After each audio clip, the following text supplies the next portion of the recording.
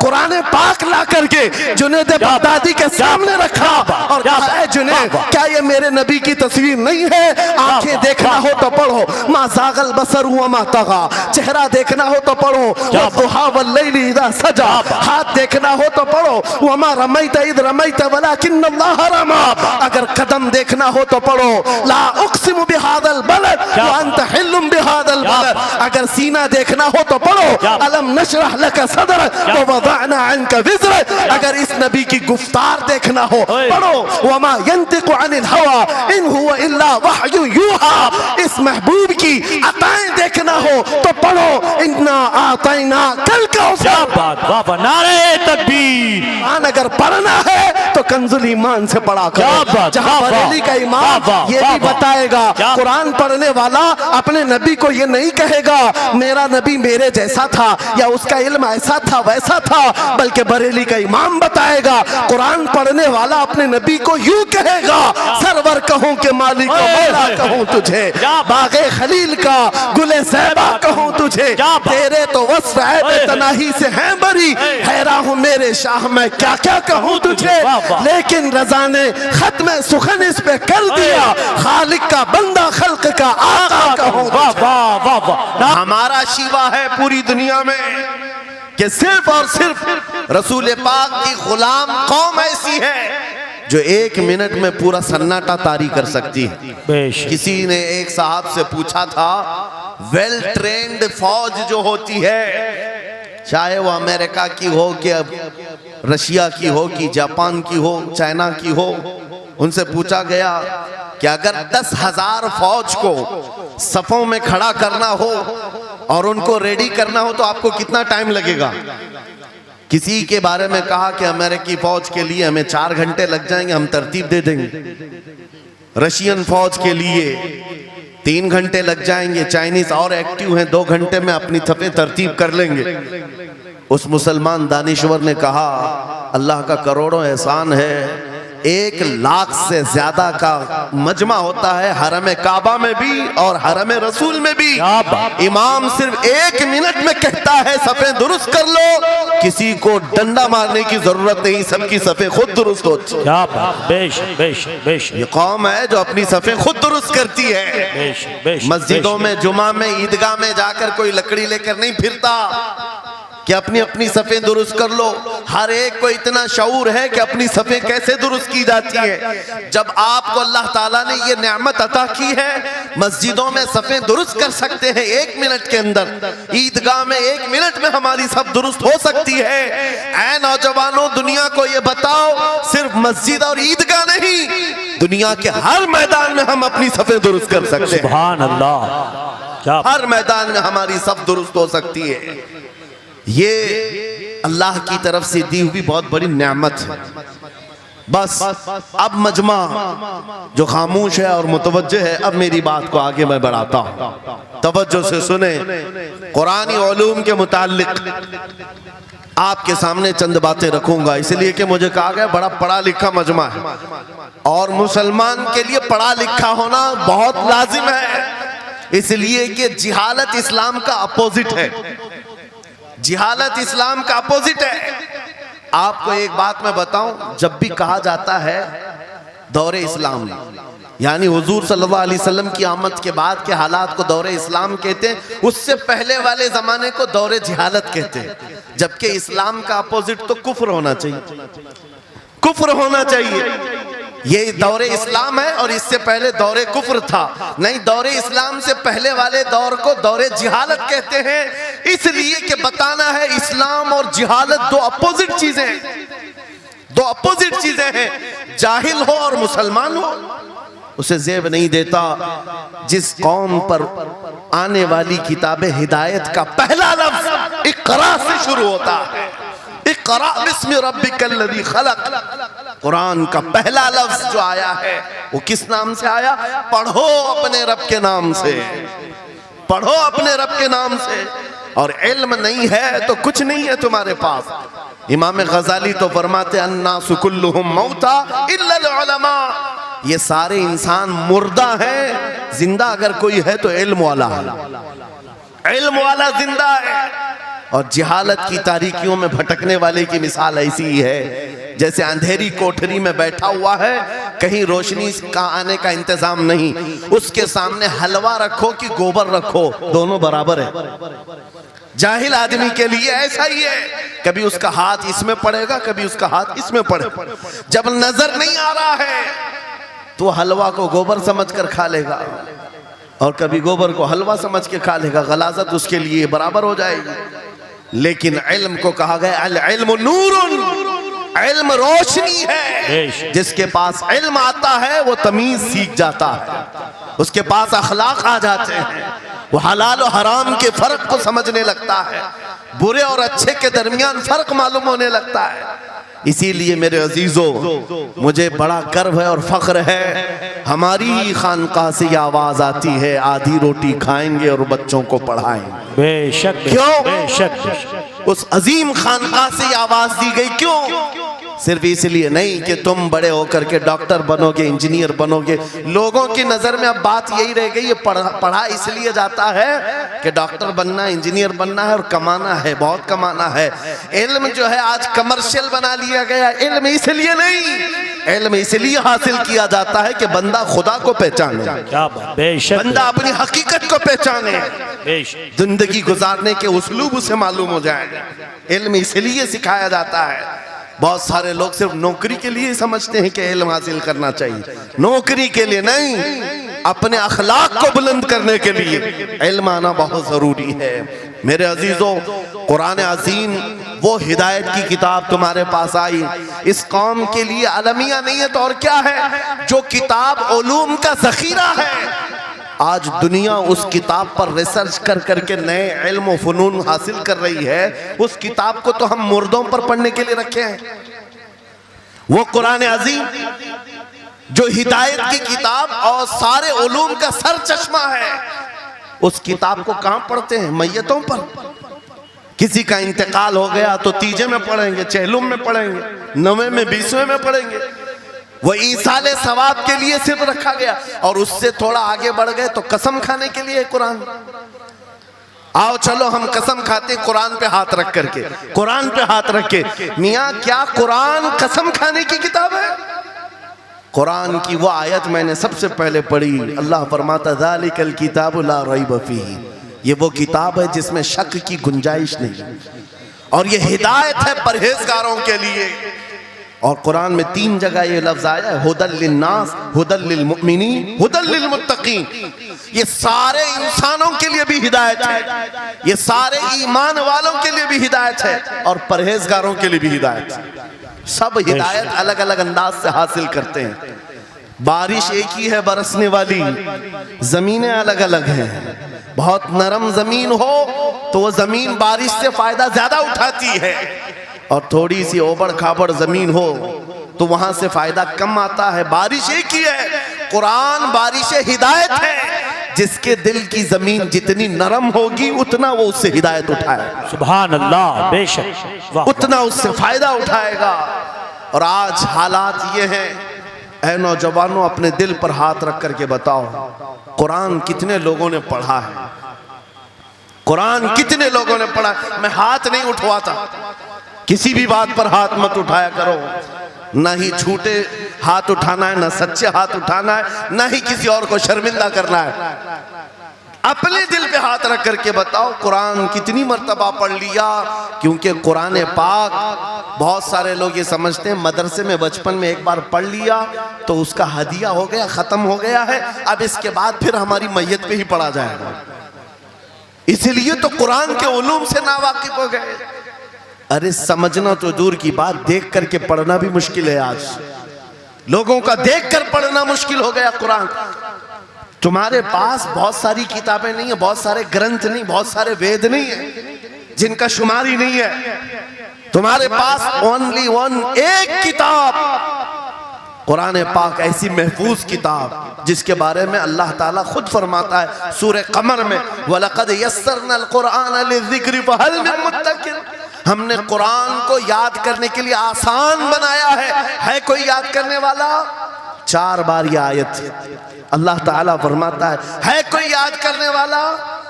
अल्लाह जब फरमा रहा है कुरान आसान है तो कौन कहता है ये मुश्किल है? हमने खुद अपने हाथों तबाही को दावत दी है।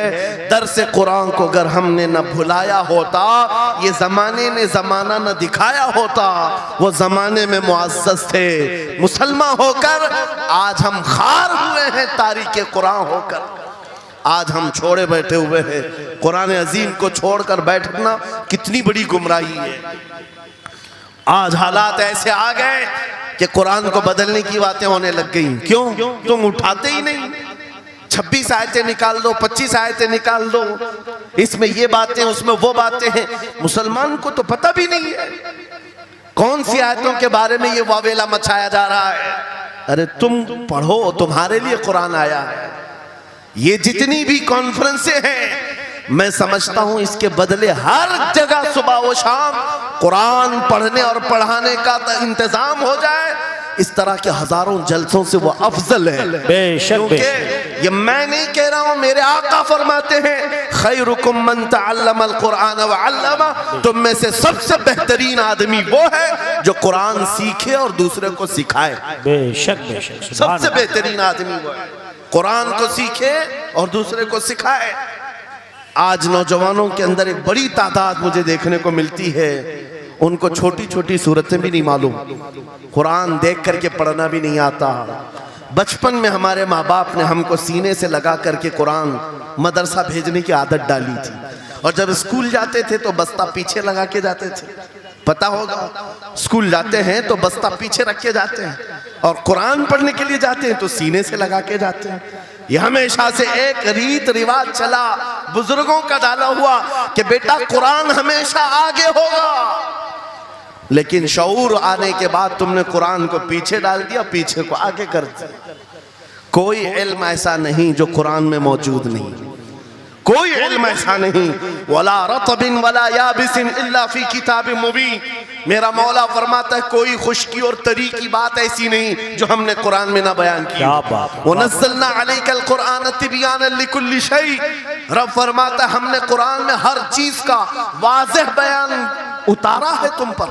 और सैयदना अब्दुल्लाह इब्न अब्बास मुफस्सिरीन के सरदार, रसूल पाक सल्लल्लाहु ताला अलैहि वसल्लम के चचेरे भाई हजरत अब्दुल्लाह बिन अब्बास कहते हैं लौ ज़अली इक़ालु बईरिन लवजदतुहु फी किताबिल्लाह, कहते हैं अगर मेरे ऊंट की नकील की रस्सी भी गुम हो जाए मैं उसको किताबुल्लाह कुरान में ढूंढ लूंगा। क्या बात, वाह वाह वाह वाह, मैं उसको कुरान में ढूंढ लूंगा। उनके पास उलूम कुरान थे। और आप क्या समझते हैं कुरान में क्या नहीं है? साइंस की वो इजादात को अगर आप लेकर के बैठे, मैंने अपना पूरा बयान रिकॉर्ड किया है 2 साल कबल ही।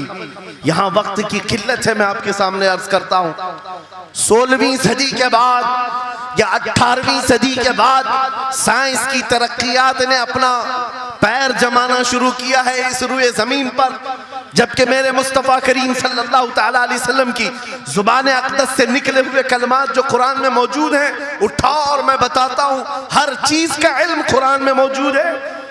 जब कोई सोनोग्राफी का इंतजाम नहीं था, ना सिटी स्कैन हो सकता था, ना एक्सरे का कोई इल्म किसी के पास था, उस वक्त कुरान कह रहा है एम्ब्रियोलॉजी के बारे में।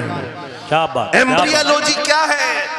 बच्चा पैदा होने की जो उसके नशो नुमा की जो मुद्दत होती है, किस तरह पेट में बच्चे की तख्लीक होती है। कुरान में मौला फरमाता है सुम्मा जअलनाहु नुतफतन फी क़रारिन मकीन सुम्मा खलक़ना नुतफत अलक़तन फ़खलक़ना अलक़त मुदग़तन फ़खलक़ना मुदग़त इज़ामन फ़कसौना इज़ाम लहमा सुम्मा अंशअनाहु ख़ल्क़न आख़र फ़तबारकल्लाहु अहसनुल ख़ालिक़ीन। मौला फरमाता है हमने नुतफे से अलक़ा बनाया। नुतफा क्या है? स्पर्म का वो एक कतरा जो मर्द के जरिए से औरत के रहम में जाता है, उसके बच्चे की थैली में जाता है, एक नुतफा, एक बूंद, जिसको नुतफा कहा गया है। मौला फरमाता है हमने नुतफे से अलका बनाया। अलका किसको कहते हैं? साइंस में पढ़ने वाले अगर स्टूडेंट्स हो तो समझ जाएंगे। अगर कोई मेडिकल साइंस का कोई स्टूडेंट है तो उसे मालूम होना चाहिए एम्ब्रियोलॉजी में चिपचिपा हुआ चिंगम जो होता है उसको अलका कहते हैं अरबी में। और आज साइंस ये कहती है कि पहले बाप के नुत्फे के एक कतरे से एक छोटा सा खून का टुकड़ा बनता है जो चिपचिपा होता है, फिर उसके बाद एक गोश्त का टुकड़ा होता है, फिर उसके बाद उसमें हड्डियां बनती हैं, फिर उसके बाद उस पर चमड़ियां आती हैं, फिर उसके बाद उसकी आंखें, सारी चीजें बन जाती हैं। ये प्रोसेस है 9 महीने माँ के पेट में, और हर एक के वीक्स गिने हुए हैं। फर्स्ट वीक में क्या होता है, सेकेंड वीक में क्या होता है, थर्ड वीक में क्या होता है, एम्ब्रियोलॉजी का पूरा इल्म है। साइंस आज 21वीं सदी में इस एम्ब्रियोलॉजी को तुम्हारे सामने ला रही है। अरबों के उस दौर की बात कर रहा हूं जहां लोगों को घर बनाने का इल्म नहीं था, और कुरान माँ के पेट में पैदा होने वाले बच्चे की तख्लीकात बयान कर रहा है। नारे तकबीर, नारे रिसालत, फैज़ाने कुरान मुक़द्दस, फैज़ाने शेखुल मशाइख, नारे तकबीर, नारे रिसालत। वाह वाह। मशहूर साइंसदान है फ्रैंक प्रेस नाम से, जिसने ये थ्योरी दुनिया को बताई कि अर्दियात, जमीन के अंदर जो वसात हो रही है, और उसके बाद उसने कहा था, फ्रैंक प्रेस नाम का अंग्रेज मुअर्रिख और अंग्रेज साइंसदान ने कहता है जमीन जो है पानी के ऊपर है, और ऐसे ही पानी के ऊपर कोई चादर बिछा दी जाए तो कभी चादर इधर हो सकती, कभी उधर हो सकती है। इस चादर को मजबूत रखने के लिए इस पर पहाड़ों का होना बहुत जरूरी है। ये 19वीं सदी में फ्रैंक प्रेस कह रहा है, और मेरा मौला कुरान में फरमाता है, अल्लाह ताला फरमाता है, वल जिबाल औतादा, हमने पहाड़ों को मेख बना करके जमीन पर गाड़ा। क्या बात, वाह वाह, बेशक ये जमीन को हिलने नहीं देते पहाड़। अर्दियात का इल्म, एस्ट्रोनॉमी के बारे में, एस्ट्रोलॉजी के बारे में कुरान में मौजूद उलूम आप पढ़ो। जूलॉजी के बारे में, जानवरों के उलूम के बारे में कुरान में पढ़ो। रब ताला परिंदों के उन अशकाल के बारे में बयान फरमा रहा है, ये झुंड के झुंड जाते हैं, जमात की जमात होती हैं। चूंटियों के बारे में पूरी सूरह मौजूद है, इनके खाना तकसीम करने का तरीका क्या है, इनके एक दूसरे को पुकारने का तरीका क्या है, इनमें जब एक चूंटी मर जाती है तो उसको दफनाने का तरीका क्या है।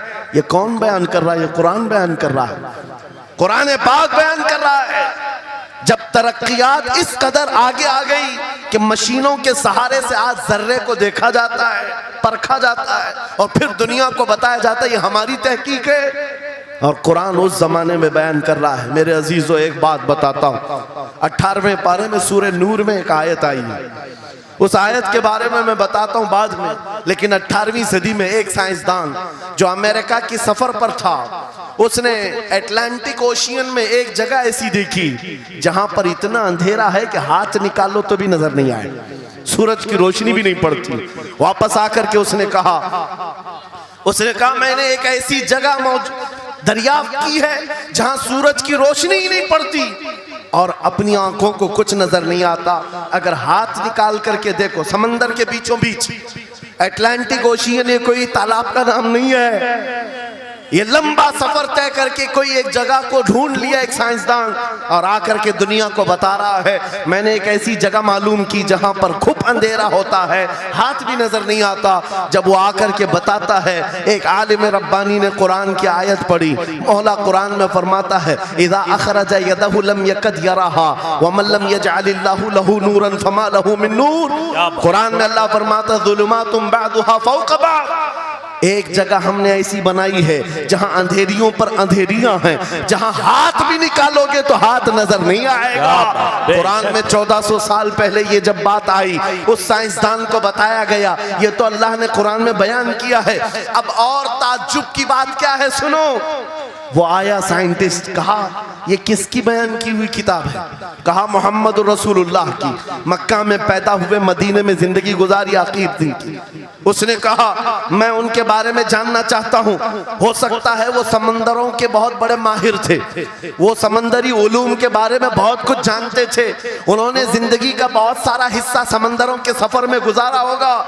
उस जमाने में उनको अटलांटिक ओशियन में मौजूद ये अंधेरा कैसे पता चला? ताज्जुब की बात है, हैरत की बात है। जब उस साइंसदान से कहा गया, ए अजीज, हकीकी बात तो यह है कि पूरी 63 साला जिंदगी में मेरे आका एक बार भी समंदर के पास नहीं गए, एक बार भी इत्तेफाक नहीं हुआ। तब वो कहता है जो बंदा कभी समंदर के सफर पर गया ही नहीं और वो अटलांटिक ओशियन में मौजूद अंधेरियों की बात करता है तो फिर ये अपने पेट से नहीं, ये अल्लाह की बात कर रहा है। क्या बात, बेशक ये बेशक खालिक समंदर की बात कर रहा है, बेशक। जिसने वो अंधेरियां पैदा की। मेरे अजीजों, आपसे मेरा खिताब इसलिए है कि जो ज़ख़ीरे अल्लाह ताला ने हमारी किताब मुक़द्दस में रखे हैं, इसको हल करते करते लोगों के बाल सफ़ेद हो गए और तुम तो अखलाक सीखने के लिए ऐसे लोगों के पास जाते हो जिनको पेशाब करने का तरीका नहीं मालूम। क्या बात, बेशक। कुरान के उलूम क्या कम है तुम्हारे पास।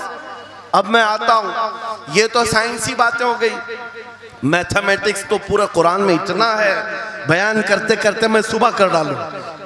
कुरान पाक के अददी एजाजात, कुरान पाक के हिसाब, रियाजी, मैथमेटिक्स के फंडे, बहुत कुछ है। फिजिक्स के बारे में है, ज्योग्राफी के बारे में है, अलजिब्रा के बारे में है, साइंस के बारे में है। ये तमाम उलूम तो एक मिसाल के तौर पर मैं आपके सामने रख रहा हूँ, लेकिन अफसोस मैं उस कौम से बात कर रहा हूँ जिस कौम ने कुरान को छूना भी बंद कर दिया है। जाकर के देखें, आज ही जाकर के देखें, घरों के अंदर तुम्हारे टीवी, फ्रिज और वॉशिंग मशीन तो धूल से साफ होंगे, रोजाना साफ करते होंगे, कुरान को हफ्ते हो गए कभी छुआ भी नहीं। गर्द जमी हुई, धूल लगी हुई है। कुरान के साथ ये नाइंसाफी बंद कर दो, कुरान के साथ ये दोहरा मेयार बंद करो। आपको पता है क़यामत के दिन मेरे आका फरमाते हैं जो दो चीजें जिसकी हिमायत में आ गई उसको जन्नत में जाने से कोई नहीं रोकेगा, और दो चीजें जिसके खिलाफ खड़ी हो गई फिर उसको दोज़ख में जाने से भी कोई नहीं रोक सकता। हुजूर से पूछा गया वो दो चीजें क्या हैं? हुजूर फरमाते हैं जिसकी हिमायत में रमजान और कुरान खड़े हो गए उसका जन्नत में जाना तय हो जाता। क्या बात, वाह वाह। और जिसके खिलाफ खड़े हो गए रमजान और कुरान, हुजूर फरमाते फिर उसका दोज़ख में जाना तय हो जाता। अल्लाह अकबर। अल्लाह के रसूल, दानाए ग़ुयूब, कायनात के सरदार मेरे आका दुआ करते हैं अल्लाहुम्मा जअलिल कुरान हुज्जतन लना ला हुज्जतन अलैना। ये मेरे नबी की दुआ है, आप तवज्जो करें। हुजूर जब ये दुआ कर रहे हैं, ऐ अल्लाह कुरान को क़यामत के दिन मेरा हिमायती बना, मेरे खिलाफ ना बना। क्या बात, वाह। साहिब कुरान खुद कह रहे हैं क़यामत के दिन इसको हमारे खिलाफ ना खड़ा कर, कुरान को हमारा हिमायती बना। ऐ लोगों, हम कौन सी जिंदगी गुजार रहे आज? बहुत दूर हम आ चुके, बहुत दूर हम आ चुके। आज कुरान की तालीम को भी इतना सस्ता समझा जाता है, इतना सस्ता कि आपके पास अगर बच्चे के पास टाइम हुआ तो मदरसा भेजो, नहीं तो छोड़ो जाए। मदरसों में आने वाले वो बच्चे जिनकी नाक बह रही हो, कपड़े ढंग के ना हो, कारी साहब और हाफिज साहब खुद ही उसको साफ भी करें, खुद ही पढ़ा करके भी भेजे। क्या तुम अपने वक्त की मशहूर कॉन्वेंट स्कूल में भी इसी तरह अपने बच्चों को भेजते हो?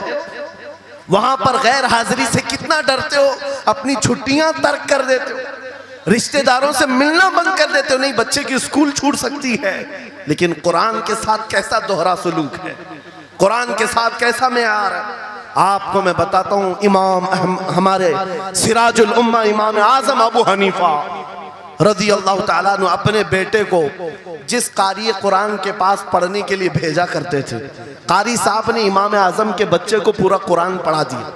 नाजरा कुरान की बात कर रहा हूँ। जब पूरा कुरान बच्चे ने पढ़ लिया तो इमाम आजम अबू हनीफा को ये मुबारकबादी दी गई कि आपका बच्चा पूरा कुरान पढ़ चुका है हाफिज साहब के पास। तो हाँ, इमाम आजम बड़े ताजिर थे अपने ज़माने के। उन्होंने क्या किया, उस कारी साहब को 4 लाख दिरहम नजराने में भेजा। सुभान अल्लाह। कितना? 4 लाख दिरहम चांदी के सिक्के होते थे। इमाम आजम अबू हनीफा ने जैसे ही कारी साहब के पास जो कुरान पढ़ाए थे ये नजराना भेजा, उनके पास ये नजराना पहुंचा, 4 लाख तो छोड़ो, आज के ज़माने में 4000 भी किसी को देता नहीं।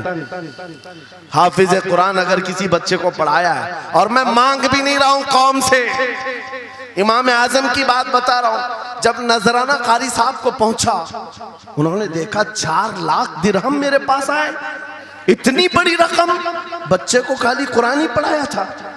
दौड़े दौड़े वापस इमाम आजम अबू हनीफा के दौलत कदे पर आ गए। घर पर आए, कहा हुजूर आपसे मैं ये पूछना चाहता हूँ कहीं गलती से तो ये रकम मेरे पास नहीं आ गई, ये किस लिए दी गई है? कहा कि ये तो आपने कुरान बच्चे को पढ़ाया, मैंने हदियतन भेजा है। कहा हुजूर सिर्फ नाजरा कुरान ही तो पढ़ाया, इतनी बड़ी रकम। इमाम आजम अबू हनीफा ने कहा कारी साहब आज चले जाओ, और अपने बेटे को बुलाया, इधर आ बेटा, कल से इस हाफिज के पास पढ़ने के लिए तू हरगिज नहीं जाएगा, कल से इसके पास तू इल्म हासिल करने नहीं जाएगा। बच्चे ने पूछा हुजूर क्या हो गया? कहा जो बंदा मेरे 4 लाख दिरहम को कुरान से बड़ा समझता है, मैं उसके पास अपने बेटे को नहीं पढ़ा सकता। मैंने तो कुरान का एक हर्फ की कीमत नहीं अदा की, उसने कुरान के ऊपर मेरी रकम को समझ लिया। आज हमने कुरान को कहां समझ लिया है? वो इमाम आजम अबू हनीफा फरमाते हैं जो कुरान से ज्यादा माल को अहमियत देता है उसके पास बच्चों को पढ़ाओ भी मत, ना पढ़ाओ। अजीजा ने गिरामी वक़ार, हमारा ये दोहरा सलूक, हमारा ये दोहरा मेयार कुरान के साथ जो हमारी नाइंसाफी है, हमें अखलाकी पस्ती में लाकर खड़ा कर चुकी है, अखलाकी पस्ती में लाकर खड़ा कर चुकी है।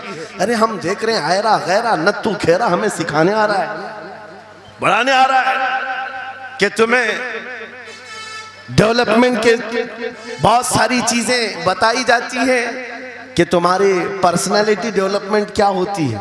अलीगढ़ वाले तो नौजवान बहुत सारे जो स्टूडेंट्स हैं जानते होंगे, बीए कर लिया, एमए कर लिया, बीकॉम कर लिया या कुछ भी कर लिया, डिग्री हासिल कर लिया। बड़ी बड़ी कंपनियां आज पूछती हैं कि इसके पास पर्सनालिटी डेवलपमेंट है या नहीं। ये क्या है पर्सनालिटी डेवलपमेंट? कुछ बड़े बड़े शहरों के नौजवान हमारे पास आए थे, कहा हम कोर्स कर रहे हैं। कहा मैंने पूछा इसमें होता क्या है? कहा इसमें सिखाया जाता है बैठना कैसा है, लोगों से मिलना कैसे है, खाने के लिए बैठे तो चम्मच कहाँ रखना है, बर्तन कहाँ रखना है, लोगों से हैंडशेक कैसे करना है, ये सारी चीज़ें सिखाई जाती हैं। मैं नौजवानों से पूछा कि अच्छा कितने महीने का? कहा कहीं 6 महीने का, कहीं साल भर का। कहा अफसोस है उस कौम पर जिसका रसूल आया था ये कहते हुए बुइस्तु लिउतम्मिम मकारिमल अखलाक, मैं सबसे बुलंद अखलाक सिखाने के लिए दुनिया में आया हूँ। उस रसूल की उम्मत आज ऐसे लोगों के पास अखलाक सीखने जा रही है जिसको हलाल और हराम की तमीज नहीं, जिसको खड़े होकर पेशाब करने में फख्र लगता हो, उसके पास तो ये अखलाक सीखने जा रहे हैं, पर्सनैलिटी डेवलपमेंट सीखने जा रहे हैं। और मैं तुम्हें बताता हूं कुरानी अखलाक क्या है। मौला करीम ने अपने हबीब को जो बयान किया है, सूरह लुकमान उठाओ, बाप अपने बेटे को नसीहत क्या क्या करता है, अगर 3 आयतें भी पढ़ लो तुम्हारी जिंदगी सुधर जाएगी। लुकमान हकीम अपने बेटे से कहते हैं या बुनय्या अक़िमिस सलात वअमुर बिल मारूफ वन्हा अनिल मुनकर वस्बिर अला मा असाबक, ऐ बेटा नमाज पढ़ा कर, बुराइयों से बचा कर, अच्छाइयों की बात कर, जो मुसीबत आए उस पर सब्र कर। ये सिर्फ जुमले नहीं है, ये जुमले नहीं है। लुकमान हकीम ने अपने बेटे को जो डराया था, कुरान कहता है या बुनय्या इन्नहा इन तकु मिस्काल हब्बतिन मिन खरदलिन फतकुन फी सखरतिन औ फी समाई औ फिल अर्दी याति बिहल्लाह। आज हर बाप को चाहिए कि ये नसीहत अपने बेटे को करे। क्या बात, हर बाप अपने बच्चे को ये बात बताए, सुनो क्या लुकमान कहते हैं, बेटा बुराई अगर तूने कर लिया, ये मत समझना कि मैं रात के अंधेरे में छुप कर लिया। आज तुम्हारे हाथ में मोबाइल गुनाहों का अड्डा बन करके आया है, सिर्फ एक टच स्क्रीन पर सारी दुनिया तुम्हारे सामने नंगी नाचती हुई नजर आती है। कितने नौजवानों ने अपने अखलाक का कत्ल कर लिया है, उनकी आंखें हया से नापाक हो गई हैं। कितने लोगों ने अपना नूरे ईमान बेच दिया मोबाइल की स्क्रीन पर चलने वाली इन बेहया तस्वीरों पर। कितने तो फरेफ्ता हो गए, कितने जवानी बर्बाद कर चुके। तुम क्या समझते हो मेरे अजीजों? एक जवान ने मुझे बताया था, रात के वक्त मैं तन्हा मोबाइल लेकर बैठा था, अचानक पर्दा हिला तो डर लगा, जल्दी से स्क्रीन ऑफ किया, बैठा। मुझे लगा माँ आई होगी, बाप आया हो, कोई आया होगा, लेकिन कोई नहीं। पर्दा हिला, एक बिल्ली आई थी, इससे भी डर लग गया। मैंने कहा पर्दे के हिलने से इतना डर है कि कोई आ जाए, तेरा ईमान कहाँ गया? वो मौला कहता है यअलमु खाइनतल अयुनि वमा तुख्फी सुदूर। वो रब तुम्हारे दिलों में गुजरने वाले हालात को भी देख रहा है, बेशक तुम्हारी आंखों की खयानत को भी वो देख रहा है। जब तुम्हारा यकीन ही खत्म हो गया तो क्या करोगे? इसीलिए अरबी का मशहूर मकौला है, इज़ा लम तस्तही फफ़अल मा शिअत वस्ना मा शिअत। जब तुम्हारे अंदर से हया निकल जाए तो जो चाहे करो, जो चाहे कर लो। आज लुकमान हकीम की वो बात मैं पेश कर रहा था, आयत मुकम्मल करता हूँ। बाप अपने बेटे से कहता है, अगर बुराई कर लिया तूने, अगर बेहयाई हो गई, ये मत समझ के बहुत छुप करके किया। आज से 4000 साल पहले लुकमान हकीम कह रहे हैं अपने बेटे से, अगर बुराई तो आसमानों में जाकर करेगा, या पहाड़ के अंदर घुस कर करे, या जमीन के अंदर जाकर करे, कहीं पर भी कर ले। जबकि ये तीनों चीजें उनके जमाने में नहीं थी, न पहाड़ों के अंदर जाकर के करने का तसव्वुर, न जमीनों के अंदर जाने का, न आसमानों में उड़ने का तसव्वुर। ये सब आज के दौर में मुमकिन है। और लुकमान हकीम कहते हैं, अगर तू इन सब जगहों पर जाकर कहीं पर भी करेगा, याती बिहल्लाह, अल्लाह वो तेरे सामने लेके आएगा। बेशक फमन यअमल मिस्काल ज़र्रतिन खैरन यरा वमन यअमल मिस्काल ज़र्रतिन शर्रन यरा। तुम अगर राई के दाने के बराबर भी नेकी करो, अल्लाह वो तुम्हें दिखाएगा। राई के दाने के बराबर भी बुराई करो, अल्लाह तुम्हें दिखाएगा। अखलाक सीखने के लिए दूसरी जगह जाते हो, अगर ये फार्मूला किसी को याद हो जाए, मैं कहता हूँ सारे सीसीटीवी कैमरे बंद हो जाए, इस बंदे को कोई बहका नहीं सकता, जिसके दिल में सिर्फ इतना ख्याल है कि मेरा मौला मुझे देख रहा है, बेशक बेशक मेरा रब मुझे देख रहा है। उसकी निगरानी के लिए किसी कैमरे की जरूरत नहीं, किसी सीसीटीवी की जरूरत नहीं। अजीजा ने गिरामी वक़ार, बच्चों के दिलों में अखलाक बाद में आएंगे, अल्लाह का खौफ उनके दिल में डालो। अल्लाह देख रहा है, एक दिन तुम्हें हाजिर होना है, सब लाया जाएगा, सब लाया जाएगा। जो कुछ किया था, जो कुछ कहा था, सब लाया जाएगा। लुकमान हकीम ने अपने बेटे को अखलाक सिखाया। क्या सिखाया? वक़्सिद फी मशीका वग़दुद मिन सौतिका इन अनकरल अस्वाति लसौतुल हमीर। चलना हो तो मियाना अंदाज में चलो, ऐसे नहीं कि अकड़ कर चलना है या झुक कर चलना है। एतदाल के साथ चलो और आवाज को नरम रखा करो। बेशक कुरान कहता है सबसे बुरी आवाज गधे की आवाज है। लोग आज चिल्लाते हैं, एक दूसरे को ठट्टे मारते रहते हैं। ये महफिलों के आदाब भी नहीं, ना ही तुम्हारे अखलाक हैं। इसीलिए शेख सादी ने फरमाया है, तामर्द सुखन न गुफ्ता बाशत ऐबो हुनरश न हुफ्ता बाशत। जब तक आदमी बात नहीं करता, उसकी अच्छाइयां भी मालूम नहीं होती, उसकी बुराइयां भी नहीं मालूम होती। बेशक जब बात करता है तो पता चल जाता है इसके अखलाक कैसे हैं। बात करता है तो समझ में आ जाता है कौन सी कैटेगरी का है। इसलिए अपनी जुबान को ऐसी रखो कि दुनिया तुम्हें आला नस्ल का समझ सके। बात करो तो तमीज के साथ, चीख पुकार करना, एक दूसरे को भूखा इस तरह से बात करना नौजवानों में आज आम हो गया। कुरान कहता है अपनी आवाजों को पस्त करो। एक और बात रब फरमाता है, वला तुसइर खद्दक लिन्नास, लोगों को से मुंह मोड़ करके बात मत करना। सामने तुम्हारे कोई खड़ा है और तुम इधर घूम करके बात कर रहे हो, ये आज फैशन हो गया है। पीछे पलट करके बात करना, इधर देख करके उसको बात करना, लोग ये समझते हैं फैशन है। मेरा मौला फरमा रहा है ये अखलाक से गिरी हुई हालत है। जब बात करो तो आमने सामने, लोगों से मुंह टेढ़ा करके बात ना करना। ये अखलाक कौन सिखा रहा है? ये कुरान अजीम है। तुम पर्सनालिटी डेवलपमेंट सीखने की बात कर रहे हो, तालीमात इस्लाम को छोड़कर क्या पर्सनालिटी डेवलपमेंट हासिल कर पाओ? तुम्हारे पास सब कुछ है लेकिन सीखना नहीं चाहते। आज तक नौजवानों में से मुझे कोई मिला नहीं इस तरह से कि लोग आते हैं, मुफ्ती साहब बीवी को 2 तलाक दे दिया, 3 तलाक दे दिया, अब क्या करना है, इद्दत कैसे गुजारना है? या ज्यादा से ज्यादा दारुल इफ्ता में आते हैं, मुफ्तियान इकराम होंगे, झगड़े के मसाइल लेकर के आते हैं, बाप मर गए, इसको कितना मिलना है, इसको कितना मिलना है। अरे जिंदगी गुजर गई, कभी आ करके ये क्यों नहीं पूछा मेरे घर में मंगनी हो रही है, शादी हो रही, ये बताएं मेरे मुस्तफा ने कैसे शादी की? क्या बात है, क्या बात, बेशक। ये क्यों नहीं पूछा? मैं बीमार हो गया हूं, मुझे बताएं रसूलुल्लाह ने बीमारी के आलम में क्या कहने का हुक्म दिया? क्या बात। अगर तलब हो मेरे नबी के पीछे चलने की तो बंदा ढूंढ ढूंढ कर चलेगा, बेशक ढूंढ ढूंढ कर चलेगा। बेशक। हजरत इमाम अबू यूसुफ के बारे में और बाद में इमाम अहमद बिन हम्बल के बारे में कहा कि आपने कलिंगड़ खाने का बहुत शौक था। तरबूज, आप तरबूज कहते हैं? हाँ, हमारे यहाँ मुंबई में इसको कलिंगड़ कहते। और उन्होंने ये कहा कि ये सुन्नत भी है। मुझे रिवायत मिली है कि हुजूर ने भी खाया, लेकिन जिंदगी भर खाए नहीं। मुरीदीन ने पूछा कि हुजूर जब सुन्नत भी है और आपको शौक भी है, खाते क्यों नहीं? कहते हैं अब तक मैं वो तरीका ढूंढ रहा हूं कि मेरे नबी ने कितने टुकड़े करके खाए। अल्लाहु अकबर, अल्लाहु अकबर, वाह वाह। मुझे वो जो तरीका चाहिए। हुजूर के पीछे चलने वाला ढूंढ ढूंढ करके अमल करता है। और आज हमने जिंदगियां ऐसी बनाई हुई हैं कि लगता है दारुल इफ्ता, मुफ्ती और उलमा सिर्फ तलाक के लिए हैं, ये इद्दत के मसले पूछने के लिए, विरासत के मसले पूछने के लिए। अरे हमें भी काम दो, हम ढूंढ ढूंढ कर तुम्हें बताएं मेरे नबी चलते कैसे थे, मेरे नबी बात कैसे करते थे, लोगों से मुसाफा कैसे करते थे, लोगों के सामने आते तो कपड़े कैसे पहनते थे, मेरे नबी की नमाजें कैसी थी, हुजूर जब दस्तरखान पर बैठते कहां से शुरू करते कहां से खत्म करते। इस काम पर भी तो उलमा को लगाया करते ताकि तुम्हें पता चलता मुझे कहीं और से अखलाक सीखने की जरूरत नहीं, दुनिया के सारे अखलाक मेरे नबी के कदमों में मौजूद है।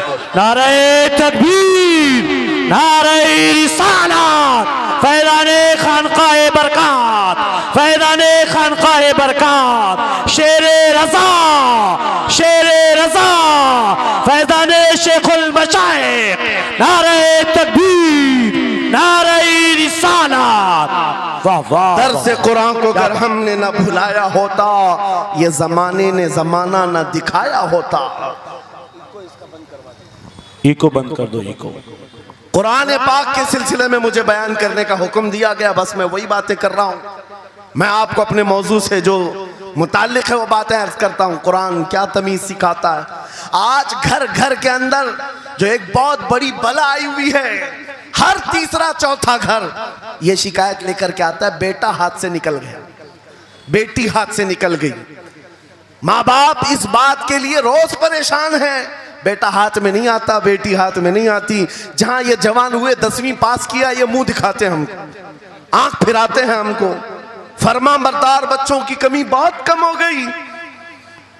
गलती इन बच्चों की नहीं, उन माँ बाप की भी है। तुमने इनकी तरबियत तो खिलौनों से की है।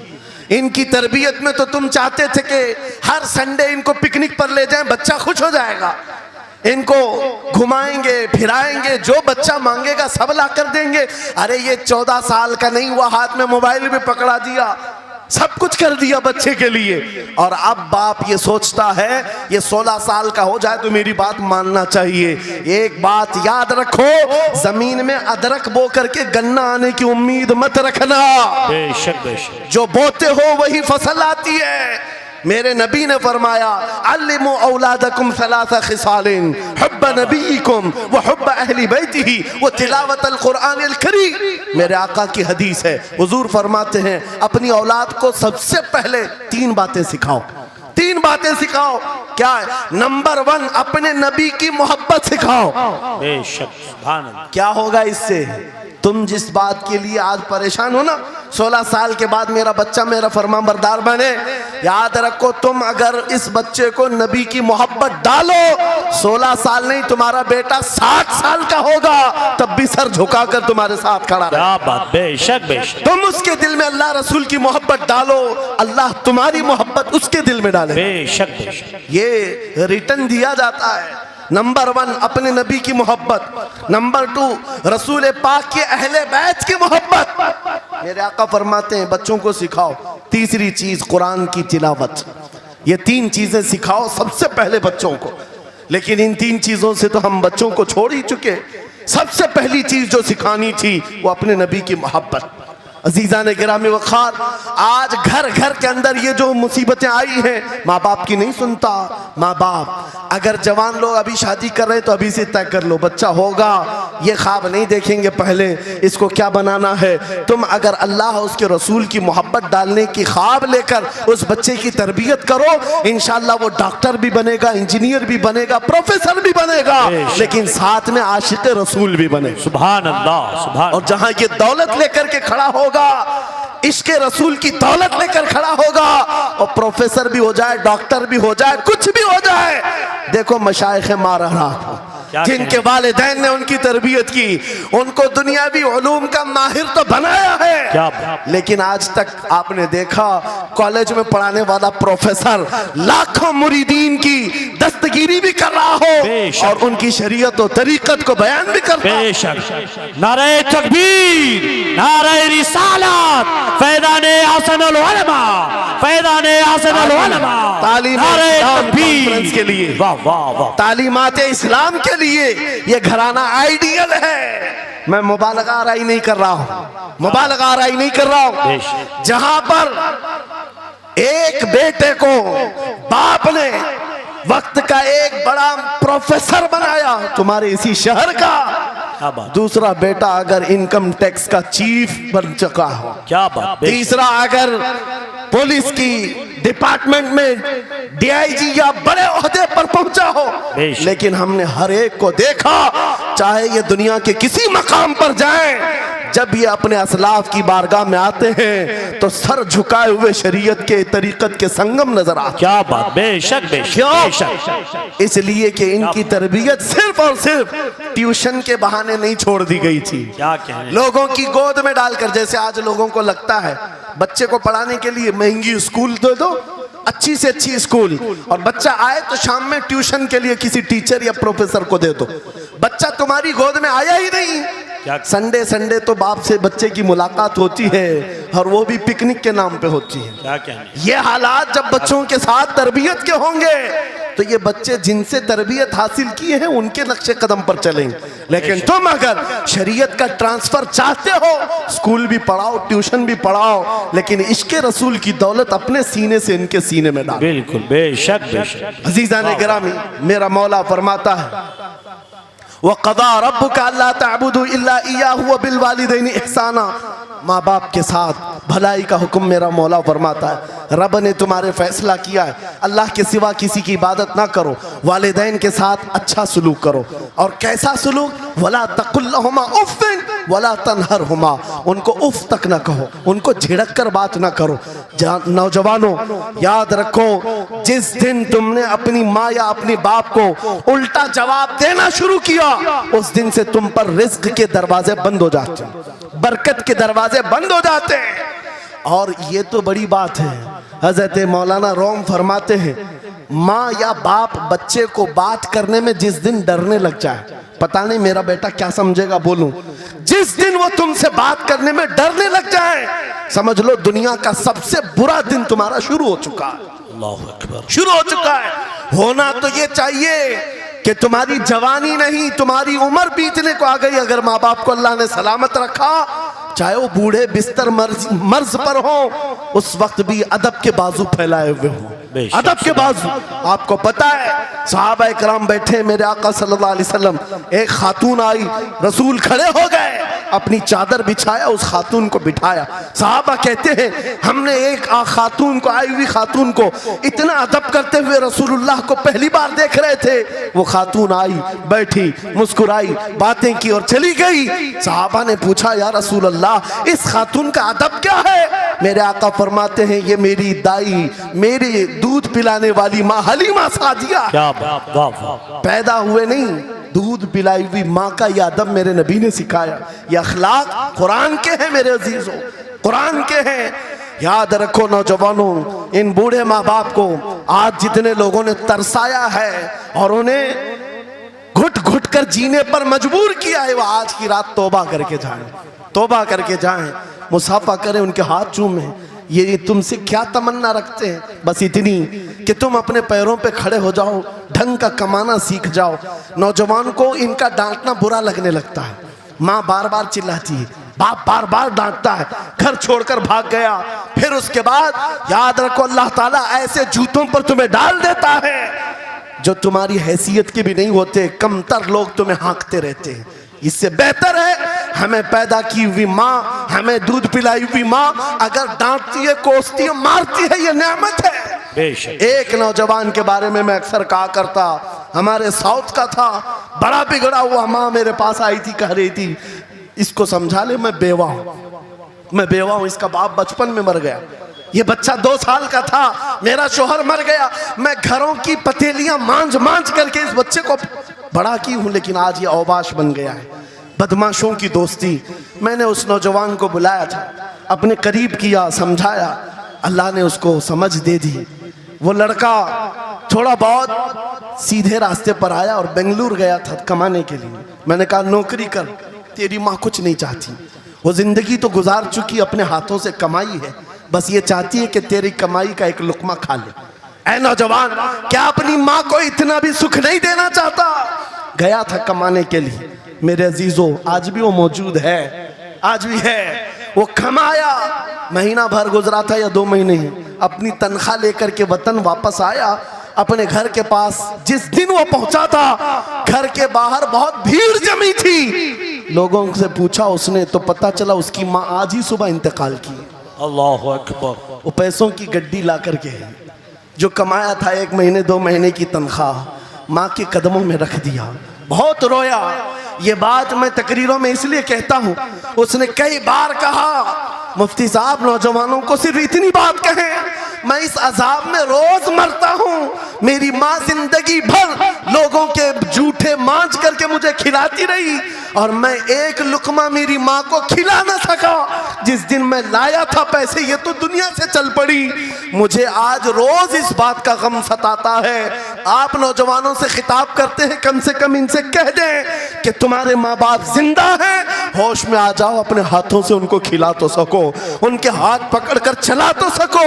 इसलिए कि दुनिया की अजीम नेमत है, जिसका बाप जिंदा है, जिसकी माँ जिंदा है, उसके हक में वो दुआ कर ले। मेरे आका फरमाते हैं नबियों की दुआ उम्मत के बराबर जो होती है, वो बाप की दुआ बेटे के बराबर होती है। आज मैं गुफ्तगू समेटता हूँ, ख़त्म कर देता हूँ, इसलिए कि अखलाक इस्लाम बहुत वसी मौजू है, बहुत वसी मौजू है। लेकिन आपके लिए सिर्फ इतनी बात काफ़ी है कि कुरान को छोड़ करके अगर दूसरी जगह सीखने जाओगे तो मारे मारे फिरोगे। आज वापस आ जाओ उसी कुरान पर जिसको मेरे आका ने हमारे उरूज का जरिया बनाया है, हमारी तरक्की का रास्ता बनाया है। जानते हो, जब दुनिया के पास पार्लियामेंट नहीं थी, चलाने के लिए उसूल नहीं थे, पूरी दुनिया को कुरान ने उसूल बताए हैं, कानून बताए हैं। इस एक कुरान से फ़िक़्ह हनफी मिला, फ़िक़्ह शाफ़ई मिला, फ़िक़्ह हम्बली मिला, फ़िक़्ह मालिकी मिला।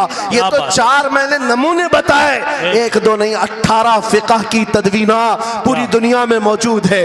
इस कुरान पर लिखी जाने वाली तफसीरों की तादाद पूरी दुनिया की किताबों से सबसे ज्यादा है। 700 तफसीरों के नाम मेरे पास मौजूद हैं। हर तरह से अलग अलग तफसीर की गई है, दुनिया की मुख्तलिफ जुबानों में इसके तर्जुमे किए गए। वो एक कुरान ऐसा है जो आज भी बबांगे दोहल पूरी दुनिया को चैलेंज कर रहा है। अगर तुम अल्लाह की बात को झूठा मानते हो, कुरान की तरह एक आयत ला करके बता दो, एक सूरत ला करके बना दो।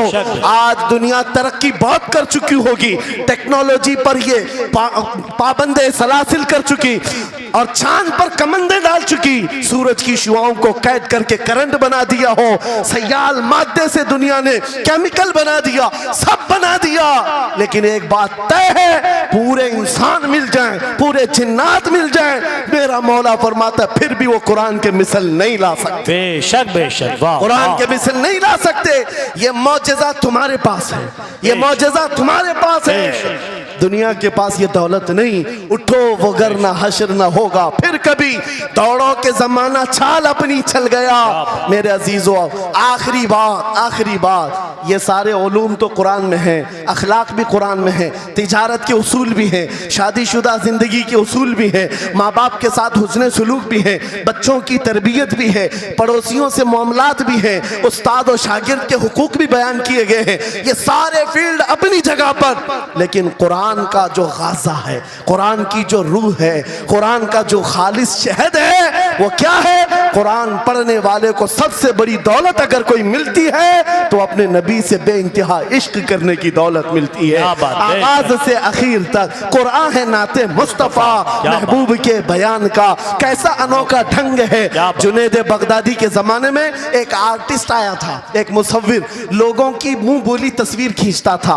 अगर कोई आता अपनी महबूबा के बारे में कहता, उसकी आंखें ऐसी, उसकी नाक ऐसी, उसकी भवें ऐसी, उसकी पेशानियां ऐसी, वो उसी तरह से तस्वीर निकालता था। आर्टिस्ट था और लोगों की कतारें लगी थी अपने अपने महबूब महबूबाओं की तस्वीरें निकालने के लिए।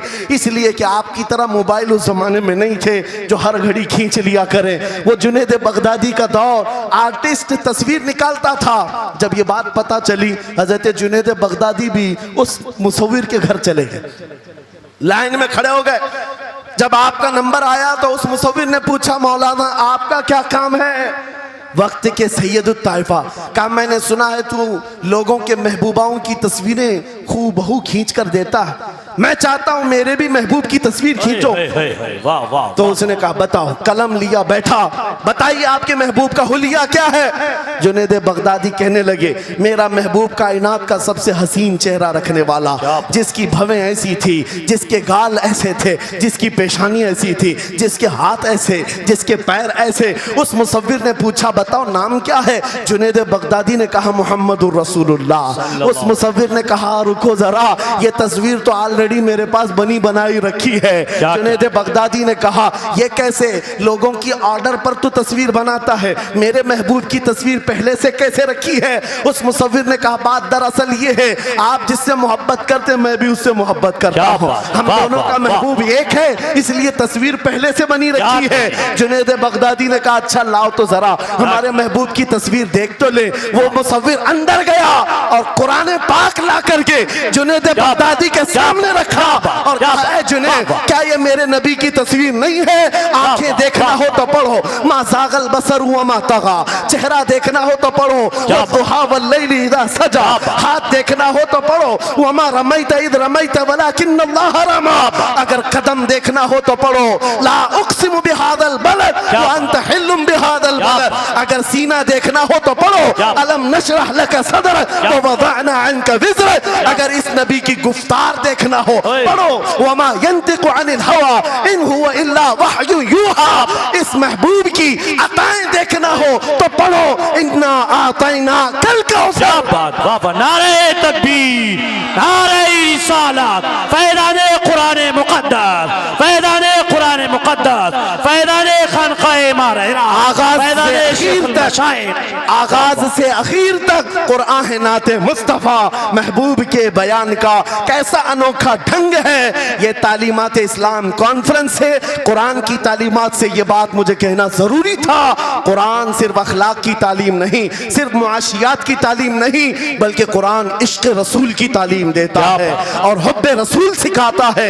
इसलिए हम उसी हुब्बे रसूल के साथ इस जलसे का इख्तिताम करते हैं। उस कुरान की तालीम ऐरे गैरे से भी नहीं हासिल करना, बुझे हुए दिल से भी नहीं लेना, अंधे लोगों से भी मत पढ़ना जो कुरान तो पढ़ा देंगे कुल हु अल्लाहु अहद, लेकिन बाद में ये नहीं बताएंगे किस पर उतरा था। कुरान अगर पढ़ना है तो कंजुल ईमान से पढ़ा करो। जहां बरेली का इमाम ये भी बताएगा, कुरान पढ़ने वाला अपने नबी को ये नहीं कहेगा मेरा नबी मेरे जैसा था या उसका इल्म ऐसा था वैसा था, बल्कि बरेली का इमाम बताएगा कुरान पढ़ने वाला अपने नबी को यूं कहेगा, सरवर कहूं के मालिक मौला कहूं तुझे, बागे खलील का गुले ज़ैबा कहूं तुझे, तेरे तो वस्फ तनाही से हैं बरी, हैरान हूं मेरे शाह मैं क्या क्या कहूं तुझे।